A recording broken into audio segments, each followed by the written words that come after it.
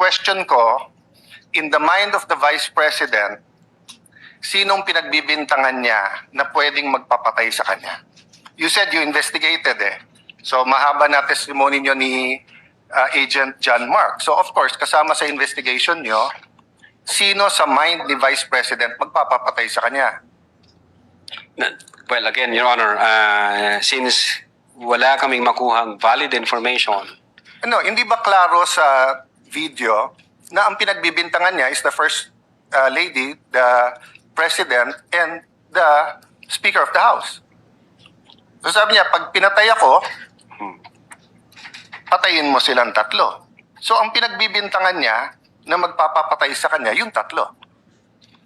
I cannot answer to that, Your Honor. Senator Judge Allen, kindly wind up. But you have to be able to answer that because you're the one who investigated. And that is crucial. Why? Because